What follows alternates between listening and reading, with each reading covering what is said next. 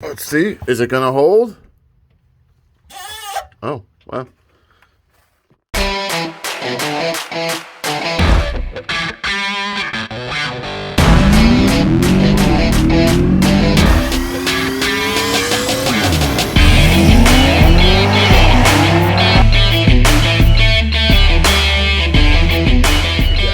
Welcome to today's video. First and foremost, Val is still down. Bad news on that front. We were informed today that we are still going to be about 3 weeks out for us to get the new engine, which puts us trying to get the engine in the car, transmission in the car, whole thing all buttoned up and beautiful, broken in, about 500 miles break in, street tuned, dyno tuned, and a testing session before we get it in the trailer to go to Rocky Mountain Race Week. It gives us 3 days to do all of that. So we're going to have to bow out of Rocky Mountain Race Week. We've already made the decision. We've already let people know. We've already canceled our hotel rooms. It's just not going to happen. It wasn't meant to be. We're not going to block somebody else from going that's on the wait list by bringing, our daily driver or the Mustang or something that's not really in the spirit of race week. We're not going to do that because somebody else that has a really cool car that's on the wait list and is really trying to get in, they deserve the shot to do it. So we're going to give it to them. That being said, while we're waiting for the engine and the supercharger and the transmission and all the other stuff we need, we're going to work on some of the other stuff we got around here. We're going to get the Mustang registered and get them going down the road, but that's finished right now. But we are going to work on the Camaro. So today's video is about working on the Camaro. Well, since we did the 6L90 in the V, it's going to be going back into the V. That got taken down to get rebuilt and built up pretty good with a good torque converter to go behind the engine that we're getting.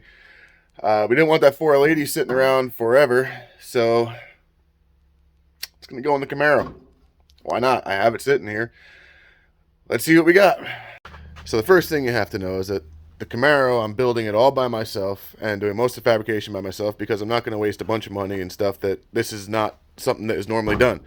CTS-v, there's parts for it. That's an LS engine, or an LQ4 technically, in a 2017 Camaro. They didn't come with that. I didn't have a transmission behind it. Right now, the 4L80 is sitting right there. They came with an 8-speed. So instead of trying to buy parts, because there aren't any parts available for it, I'm just going to put it together with what I have. That being said, we have a transmission. We have over there, that's woo, torque converter. Woo. Sorry for the sound effects. We have a shifter. I have everything I need to put this 4L80 in this car. So what I have to do is I have to get down there and clearance it a little bit, and I'll show you what I'm looking at. Well, there she is. It's a 4L80E inside the transmission tunnel for a Camaro. As you can tell, it's I got it perfectly lined up. That's the center line of the body right there. So I got it lined up in the center line. I got the height pretty good. Had to do a little bit of massaging on the trans tunnel to kind of get everything to fit. That line is going to be changed out to a 90-degree AN fitting, so it's not actually going to come out that far. But man, I still have some more massaging to do there. And for those of you that know 4L80s, right up there, there's a connector that sticks out from the transmission. So I had to cut a little bit away, and technically the connector is inside the body of the car. So I'm probably going to wind up cutting out more of that and just making a trans tunnel for it. It's not in the way of where my feet's going to go, but the first thing I got to do is I have to fabricate a mount. So this is the mount that actually came with the Camaro. Now this piece, I had it modified, or I did some modification, had somebody else weld it because, me. This actually fits a Turbo 400.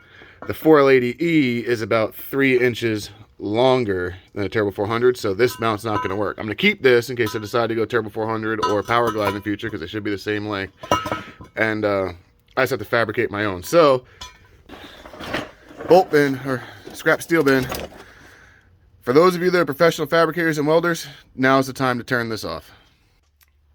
There she is.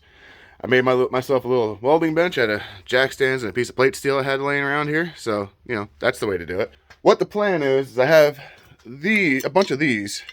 And this is 1/4 inch thick steel. These are body mounts from the Hummer H2 that I took apart 5 years ago now.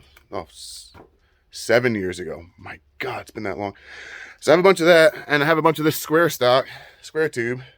It's thick. It's thick enough. And I'm going to do some stuff. So I'm not going to bring you through the whole fabrication process because I am not a good welder. I don't know how to do TIG welding. I've never done it before in my life. So this is the first TIG welding I'm going to do. And up and down, up and down, up and down, because everything is that far off the ground. Not much room. So I'll be back when I have an update. I have updates, like my hat. It's so that the welding helmet doesn't pull my hair off. So this is the update. That's the bracket. It's actually upside down right now. Right here. And before you get on to me about these welds, nothing is finished yet. This is all just kind of put in, and I'm going to go back around and finish it. But actually, that one didn't turn out too bad, that weld. Nor did that one. I kind of had to double up because I blew through the pipe a little bit. It kind of is what it is, but see, I got the bracket here, square stock in here so that it doesn't squish the square stock.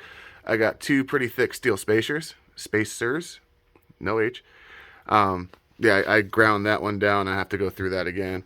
But it works. It'll do its job.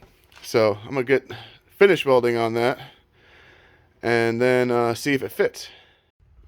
Well, there we go. So let's see. Is it gonna hold?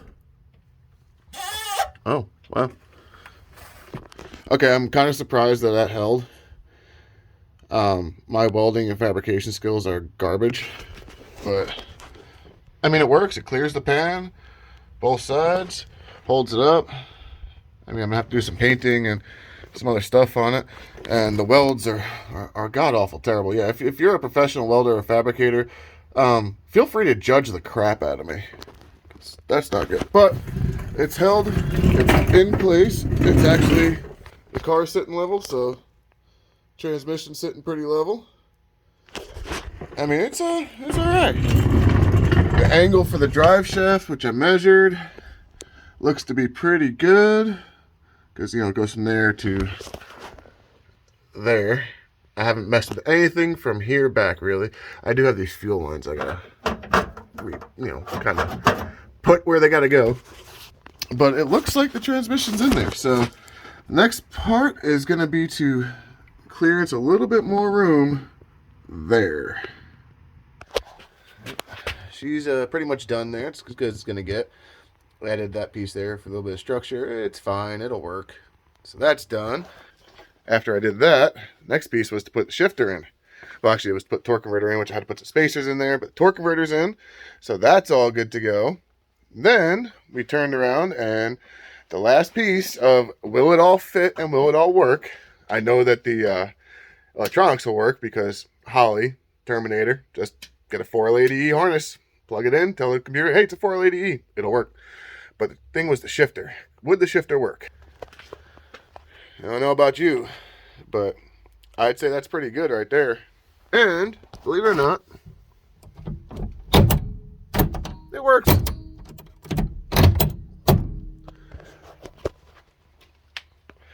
So, yeah. Shifter's in, transmission's in, torque converter's in, bolted up. It all worked out. So I guess I will show you the terribleness that is. Please don't judge me. I mean, you're going to judge anyway. Judge away. So there's the hole in the firewall. You can see that the plug is right there. It's actually going to come up. So I got to put a plate over that when I get the harness so I know how far I have to space the plate out this way. But that's where it's going to go. It's way over there. It's not going to impact where I put my feet or nothing like that. So I think we're good to go here. One more thing that I need to do. I have to get a custom drive shaft made. That's going to be tough.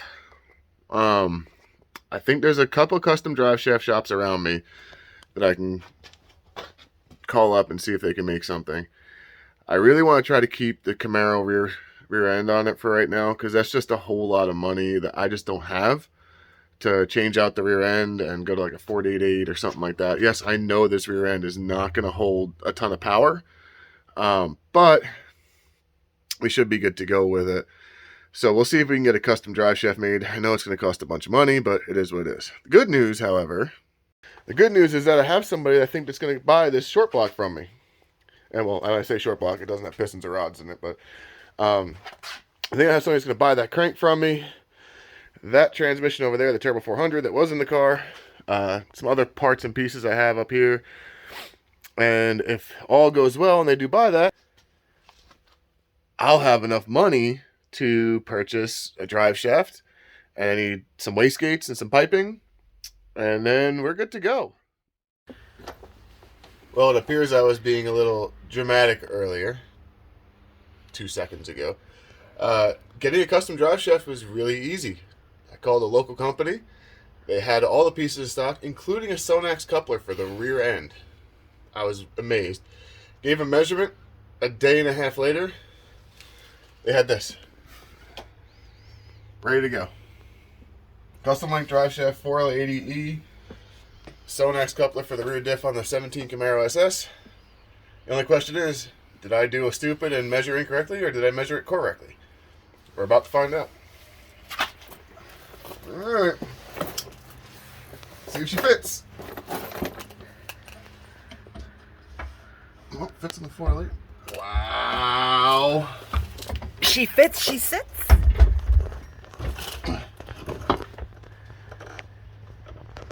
Sure seems that way.